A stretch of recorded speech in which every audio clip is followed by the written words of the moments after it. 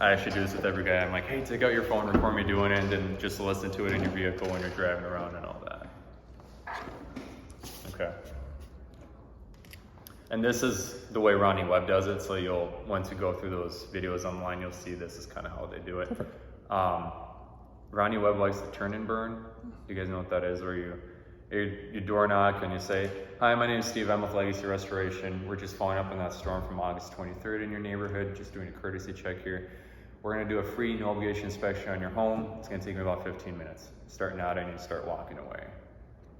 So you're just kind of forcing it almost a little bit. I personally don't do that. It's just not in that's not my style. Much more conversational at that point, but it's completely up to you how you do that part as well. So afterwards, I do the inspection. I do a video up there, so I do a detailed damage assessment. So I shoot a video up on the roof. I show them, hey, Mr. and Mrs. Homeowner, this is what I'm seeing on your property here. This is the damage. This is why it's important, and this is what it's going to lead to eventually. Bottom line is, you could be possibly looking at thousands of dollars worth of damage that eventually is going to cause problems and cost you more money down the line. Why not have your insurance company take care of it? At that point, I shoot the video, come off of the roof. I walk up to the door with my backpack on and my laptop in hand. I knock on the door and I say, hello, Mr. and Mrs. Homeowner. Based on what I'm seeing here, I am seeing some stuff, areas of concern I do want to show you today. Do you have a flat surface or anywhere I can set up my laptop to show you what I found? It's the dumb way of asking, hey, can I come in and sit down at the kitchen table versus being like, hey, can I a lot of people will shut you down at the door when you do that because they're like, let's just do it out here. Sure. Versus you do it in a very passive way, they just kind of let you in. Okay. So once we're sitting, I hand him my phone with the video. And if at any point what I'm saying isn't making sense, let me know. Like the video on my phone of the damage on the roof. Oh, okay. And I set up the laptop at that point. They're watching the video. By the time they're done with that 1 minute video and seeing the damage, they're like, whoa, I didn't think you'd find anything. Yeah. And Mr. and Mrs. Homeowner, as you can see for yourself, there's clearly damage here. Do you mind if I just briefly tell you about our company and why I'm even qualified to talk about hail damage of all things? Oh yeah, sure, go ahead. Most homeowners are gonna say, yeah, go ahead, great. So we're a local company based out of Plymouth, Minnesota, Legacy Restoration. Who are we? What do we do? Where do we come from?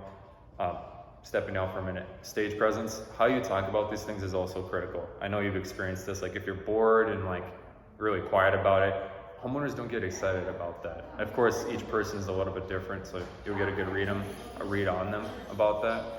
But if I'm talking about roofing, I'm gonna try to be excited because a homeowner is probably not that excited about it. So we want to get them pumped up about it. Okay.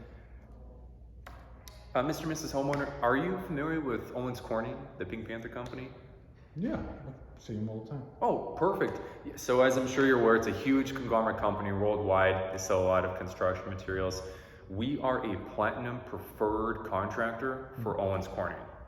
This actually means we're the top 1/3 of the 1% of contractors due to ethics in business and quality build and installation. In fact, they'll sometimes randomly audit us to make sure that we're retaining that high status of work for them. And if we don't, as you can imagine, they could drop us as a platinum preferred contractor, and we are not interested in that happening. Yeah. I do got a question. Yeah. So how do you keep that standard? Is it every couple of years, or how do you maintain that status and platinum? They look at your track record, what's your standing with the Better Business Bureau. When you submit for it, I looked it up one time, it's crazy. Like you gotta be in business for a while, and maybe you know more about this than I do, but Better Business Bureau, your Google reviews, how long you've been in business for, what are your ratings, they take all of that into account. So not everyone, very few contractors become a platinum preferred. It's some you see are preferred, but this is like the top of the top. So I'm sure I'm not gonna bore with the history of fiberglass, Mr. and Mrs. Homeowner. Long story short, Owens Corning invented commercial fiberglass, which is used in all types of products throughout history, including the pinnacle of human technology, the first fiberglass shingle. And actually your iPhone screen also has that same technology as well. By owning your home, you're actually already an Owens Corning customer, believe it or not, because fiberglass is literally in everything. I'm gonna take this quick, sorry. Go ahead. Hey Kyle, is this urgent? Oh, got it, I'll call you back. All right, bye. Fiberglass is literally in all types of construction products. So by owning your home, you're already their customer. So a little bit about my part in the whole process. I'm not just the face they see one time, I'm there every step of the way. In fact, when your roof gets built and you're looking up at your roof and you say, oh gee, it looks great, but what's that one weird thing sticking out up there? And you call me to ask, hey Steve, can you just swing by to take a look at that one weird thing up on my roof? Instead of me saying, hey, Mr. Homeowner, I'm really sorry. I'm 6 states away chasing this other storm. I can't be there until who knows when. I tell you, hey, you know what? I'll be there in 20, 30 minutes. I'm just finishing up with the neighbor. I'll be right there. I'm not allowed to leave a certain designated region of this nature behind. So as a contractor for legacy restoration, I have to play by certain rules. So meaning for you as the homeowner, accessibility to me. And you just happen to fall within that region. That's why I'm here at your doorstep right now. This is our team based out of our Plymouth, Minnesota office. There's one critical part to our team that makes us stand out against literally 99.9% of contractors out there. There's a team of people called the supplement team. Some of them used to be insurance adjusters. Now they work for us internally. There's maybe a handful of companies in the United States that has an internal supplement team of this nature. In fact, some of the caliber professionals here, this is John Foster. He used to be the head of the Windows division at State Farm. He wrote their entire damage playbook. Just as an example for you, Mr. and Mrs. Homeowner. So I don't know about you, but if I'm going to bat against your insurance company, I think you'd want someone like this on your side while we're going to bat for you. We don't just take on the low-hanging fruit, we're able to take on the more challenging claims, is what I'm trying to get to here.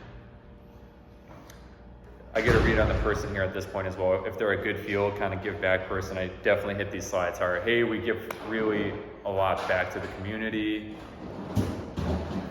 Plethora of awards and recognitions as well. Actually, this past week, we got the Better Business Bureau award for, what is it, I gotta look at the award, but it's like most ethical company. I forget the exact name of it, which is huge. In the construction industry, that's like pretty much unheard of because it's such a messy industry. And our leadership team serves in all the major boards within our industry. So we're not people who are just working in it, making money. We're actually very interested in best practices and establishing them as well. So Mr. and Mrs. Homeowner, I'm sure you're aware that contracting is a horribly ranked industry. In fact, there's over 10 million complaints about contractors such as myself, and for good reason. In fact, over 3 million complaints are about roofers specifically. And typically what happens is a homeowner takes the lowest bid, incomplete project occurs from that. We see that one dump trailer sitting out for weeks and weeks and weeks, incomplete project. That one roof with a tarp over it and materials just sitting out. That's where those horror stories come from. Amongst all that, we do actually pride ourselves in having an A+ rating through the Better Business Bureau. And on Google as of yesterday, I believe a 4.6 out of 5 stars with hundreds of reviews. Now here's the thing I always tell homeowners as well. It's major construction. Mistakes can definitely happen. I'm the first person to talk about it. I made mistakes in my builds, no question about it. But it's not the fact of, did you make a mistake? It's how do you respond to your mistake? And I can tell you right now, Mr. and Mrs. Homeowner, that's something I'm really proud of. We take care of our customers and we stand by our work. Another additional piece of information that's important to know. 96% of guys that you see running around out there right now will be out of business in 2 years in this industry. Legacy Restoration has been around for almost 12 years by this point. So we're actually an older company in insurance restoration. We also have a $2 million insurance policy per build. It's more than triple the minimum standard in the state of Minnesota. It's for our protection as well as yours. So if someone breaks a leg on your property, because again, it's major construction, you're protected. It's peace of mind. Show them a video of a build, just to give them an example of what to expect from the day of the build. Mr. and Mrs. Homeowner, materials are delivered day 1, day 2, the crew shows up with the job site supervisor. We strip everything down off of the roof, examine the decking, make sure it's a nailable surface, not just rotted through. Then the actual product install occurs. So as you'll see here, they're installing that underlayment. Shingles of your choice. Because of our status as a platinum preferred contractor, we don't have shortages of materials. In fact, from builds right now, we're about 3-4 weeks. Or from insurance approval, we're about 3 to 4 weeks out. So once your insurance company approves and we have that paperwork in hand and we meet with you and pick out the shingle product, we're at your home in 3 to 4 weeks building, which in this industry is pretty much unheard of. It's pretty insane. We pull a permit with the city, make sure that it passes city inspection. I inspect the property, the job soup inspects the property, so by the time it's done, your home goes through about 3 quality inspections to make sure it's all done properly. And then we take a magnet all the way around, clean up the debris, and then we're out of there. It's a 1-day project. Average cost there has gone up dramatically, Mr. and Mrs. Homeowner. I know last time you did your roof, it was probably around $10,000 or so. Back in 2019, it was already 21 grand. So accounting for inflation by this point, it's around 23 grand. So I don't know about you, and I work in this industry, I'd rather spend my money on something else. Mr. and Mrs. Homeowner, I am painfully aware that I don't sell a luxurious fun product. It's a necessity at the end of the day. And I'm sure you can name about 10 other things you would rather spend your money on. Why not have your insurance company pay for it? So we gathered the photos not only to show you as the homeowner, but we gathered them to show your insurance company as well. Because in fact, we take an extra step further and we meet with them at the property during their inspection. So we're literally going to bat for you while they're there. Yep. So through this process, let's say you go up there, you take pictures. How long does it take normally for the adjuster to come out? And is it going to be you or somebody else that's going to go up there? That's a really good question. It depends on the insurance company. Some insurance companies, it's like next day, hey, can you show up and meet with me in like 2 days? Others, it's like State Farm, I had one, it was like a month and a half. It's pretty far out. Depends on the size of the storm, how many adjusters they have in the area. There's a lot of different variables. So kind of be prepared for everything in between. And then once we meet with the insurance company, they then send the insurance paperwork, ideally within a few days, but typically it can take about a week to 2 weeks.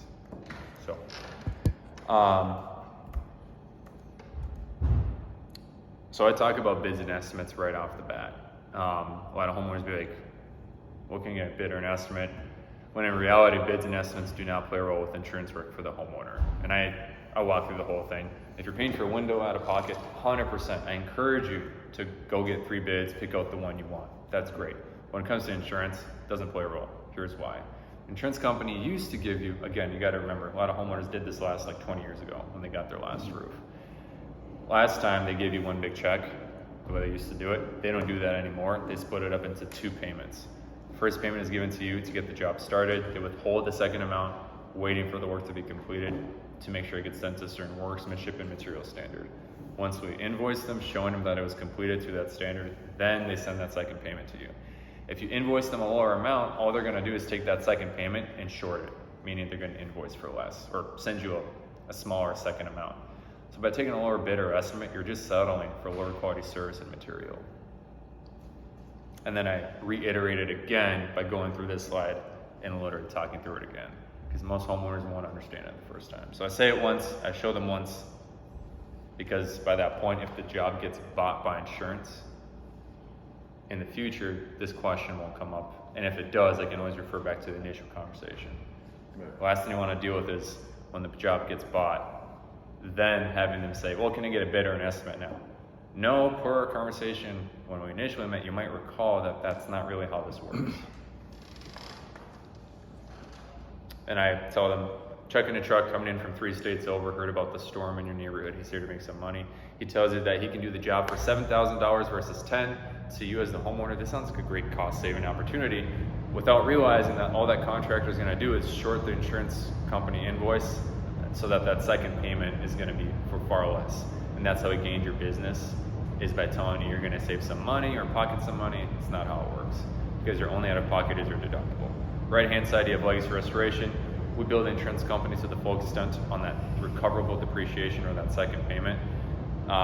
Your only out-of-pocket is, again, just your deductible. In both cases, you're paying the same amount. Here, you have a warranty, quality service, quality product, and follow-up, which is the most important thing when it comes to your biggest asset, your home. We do everything in accordance with Minnesota law. We have a customer protection form that literally states that we are not obligated to each other in any way, shape, or form unless the damage is approved. So, Mr. and Mrs. Homeowner, as you can imagine, if I put in all this work into each individual claim to get it approved, and let's say your insurance company's digging their heels in and I go to bat for you and I win the battle, I hope that in return you promise to work with me. I had it happen one time. This guy named Jeff, he was the last guy in the call. I tell him a little story, like This guy named Jeff is the last guy on the block I didn't do the roof for. Everyone convinced him to go with me. Ended up telling me that his cousin has a roofing company once I won the battle against State Farm, one of the toughest insurance companies out there. At that point, either A, the homeowner goes, wow, that's really crappy, I would never do that to someone, or B, they're silent. If they're silent, that's a bad sign, because that means they might possibly want to go with someone else or run with They have an in.